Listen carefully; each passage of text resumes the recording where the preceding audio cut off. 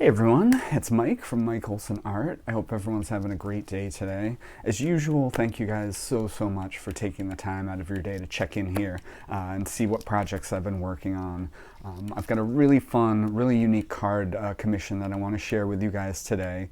This card is from my third series, and I realized the other day that when I do these videos, I should probably be starting by telling you the series and the card number of the card that we're talking about. So I apologize, I haven't been doing that up until now, but hopefully going forward I'm going to start my videos, with the actual card number and the series that that card falls into. So today's card is going to be from Series 3. It's actually card number 8. The client for this card is a really fun client, and this is actually their second card with me. And the thing I love most about this client is just the imagination that goes into some of their card ideas. This card is really unique because it's actually not based on a real player, not really based on a real team. This particular card is actually based on a book that became a super popular movie in the 1980s. And I think a lot of you guys who are big baseball fans have probably already figured out that today's card is actually New York Knights right fielder Roy Hobbs. Like I said, I was super excited when this particular client suggested we do a Roy Hobbs card because, like I said, Roy is just a fictional character in a book, but he is so intertwined in baseball, it made this project super interesting to work on. So why don't we just take a look at what we came up with. All right, so this is our Roy Hobbs baseball card based on the design of a 1952 Topps. There was a lot of little details and a lot of stories that we kind of wanted to weave and wrap through this card. So why don't we just dive right in and see what went into making this really cool card. All right, so here is our 1952 Topps Roy Hobbs baseball card. I've always been a fan of this movie. I think, a lot of card collectors are big fans of The Natural. So I was super excited to get this as a request. And the client that requested it, simply just wanted a Roy Hobbs card, which is really fun, but we had to kind of figure out where to go from there. And you guys might ask why we decided to go with this 1952 design.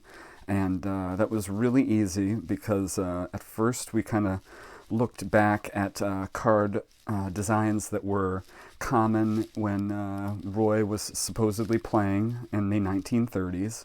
And a lot of those 1930s cards just are not very interesting. Visually, a lot of those really old cards are just one single picture.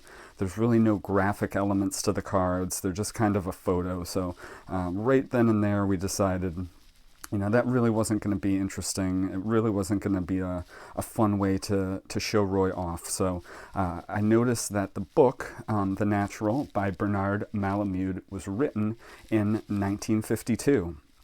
So right there, I had a great connection and decided that that would be the style we were going to go with, is the 1952 Topps.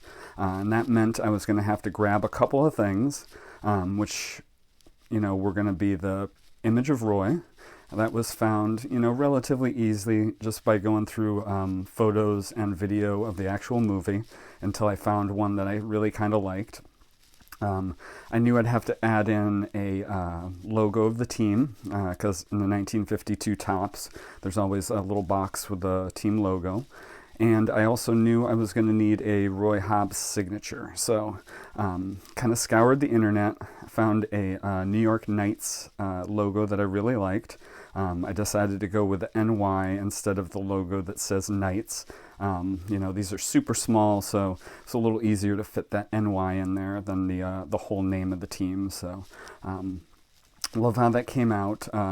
Added a little bit of blue here to make it pop, and I think it really, contrasts really well with this hat, which is the same colors up there. But added in that logo, And then I just kind of searched the internet until I found a facsimile of a Roy Hobbs signature. And Roy is obviously not a real person, so I found a signature that somebody else had kind of created of Roy's, and I did my best to pen it on the front here. So that is our 1952, Roy Hobbs card front.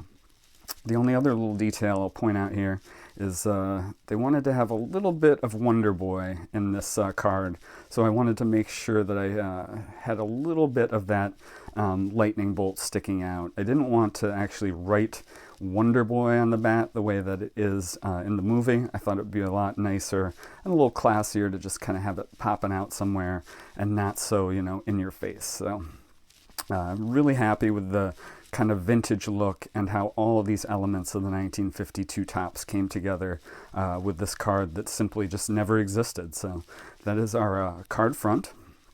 And then we'll flip it over here, and you'll see that the card back we did here is a little bit different than the card back that I'm used to doing. The customer for this one wanted to do something a little different, a little more fun. So on the back, Roy obviously cannot sign these cards, so I took the box off that I usually put here for the signature, and I decided to add my own little cartoon that's kind of reminiscent of the cartoons that you'd see on like the 1956 Topps, the 1981 Topps, and I kind of found a couple of cartoons that I could break apart and kind of redraw in my own way here to commemorate when Roy struck out the whammer. In the movie, he is on his way to Chicago to do a tryout for, I believe it's the Chicago Cubs, or the Chicago White Sox, I'm not sure, but on the train, Roy runs into the whammer, and they famously get off the train, and there's a scene where Roy strikes him out in 3 straight pitches. So I did 3 tiny little balls here to kind of show off a little more of the 3 straight pitches side of that little bit of info, but I thought it'd be a really fun way to add that in.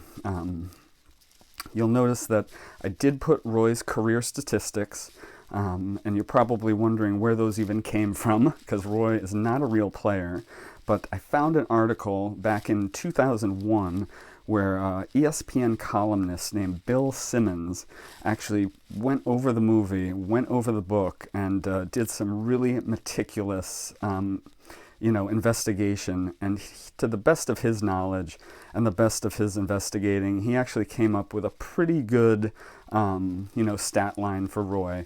So I really appreciated that somebody would go to all that trouble to kind of figure out, a fictional character's statistics. So thanks to Bill, I decided to add those in at the back of our card. So that is our card back. And then here is one more look at our card front. 1952 Roy Hobbs. All right, so that is the story behind our 1952 Roy Hobbs baseball card. Lots of baseball fans love The Natural. I love The Natural. It's one of those movies where, if you're a baseball fan, you're probably a big fan of the movie. It's just a wonderful film. The cinematography is great. The story's great. There's so much, good stuff wrapped in that book and movie. I've seen the movie, obviously, but I've actually not read the book, even though I am a super big reader. So I have to put that on my list because I really need to read this one. But really cool commission, really fun. Thank you so much for adding a Roy Hobbs card to the collection. All right, guys, that's it. Like I always say, there's no limit to what we can do when we make cards together. So, whatever your idea, whatever your concept is, the only limitation we have is your imagination. So just like the customer that wanted this Roy Hobbs card, if there's a card that you want that doesn't exist for whatever reason, just reach out because we can make it. Thanks, guys. I really love talking to you guys about this one, and I'll talk to you again soon. Thanks.